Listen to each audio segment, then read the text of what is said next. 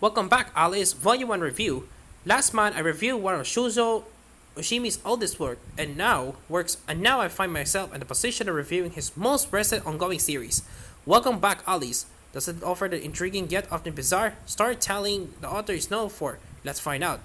The story follows the protagonist Yohei and his childhood friends Kei and Yui. In middle school, Yohei and Kei were inseparable, and while held romantic feelings for Yui, he could never work up the courage to speak to her, let alone confess his feelings. However, these peaceful days together soon came to an end when Yohei spotted Yui confessing her feelings to Kei and kissing him, which quickly draws a wedge between Yohei and Kei's relationship.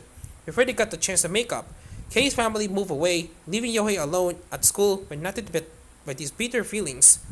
Fast forward 3 years, and we find Yohei and Yui started their first year in high school. Yohei vows to himself this is the year he will finally talk to Yui and build a relationship with her. But little does he know his life is about to be thrown into a disarray yet again when Kei transports into their class, having moved back to town all by himself. Not only that, but he's now presenting as a woman with beautiful long golden hair and wearing the girls' school uniform, which certainly started both Yohei and Yui, who previously knew him as a sporty young boy. Andrew Kei is now presenting as female. He insists that he is done being a guy, but it doesn't mean I want to be a girl, so he's fine with Yohei and Yui referring to him with male pronouns. As they do throughout the book, so we have done it here to reflect that. He doesn't particularly care what anyone else thinks of him either. Kei simply wants to start over with Yohei and continue his friendship with Yui. As the reader, there is a lot of unpack regarding Kei, not only because of his feelings toward his gender, but also because he appears to have feelings for Yohei. It's clear if Kei's dislike for the male gender is because being male is what attracted Yui to him. Therefore, starting things with Yohei, or if Kei has always held romantic feelings for Yohei and things presenting as female will have changed Yohei's opinion, or if there is something that happened in the 3 years he was away. The answers to those questions are something Oshimi seems to have no intention of revealing right now, so all we can't do is speculate. Meanwhile, Yui finds himself confused about everything. He still wants to find a way to be with Yui, but now that Kei's returned and is presenting as female, our protagonist finds himself with feelings for him despite the fact he knows Kei is male. Kei's advances only serves to make Yohei more flustered as he tries to gain control of his feelings and work out why he's attracted to Kei, and if that means he doesn't love Yui. Plus, he still needs to get the bottom of what Kei felt for Yui when they kissed back in middle school. It's a messy situation, and the kind we often find Oshimi depicting in his work.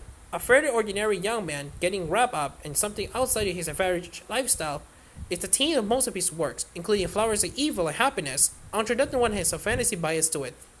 I think the author does a great job of depicting this in artworks too, with small panels that depict the cast emotions in great detail, because Oshimi uses small panels most of the time. When who does makes the transition to a full page spread for a pivotal scene, and it hits with the intensity of whatever is happening in that given scene. Honestly, as someone who has followed Oshimi for so long now, I love seeing how he's worked to perfect his particular style after rather than change it from work to work. You can tell, even at a glance, that this manga is his. In the afterword of this volume, Oshimi talks about his own struggles with gender identity and how he briefly thought he would be better off as a girl, but to say that was turning a blind eye to the struggles we'll have to deal with.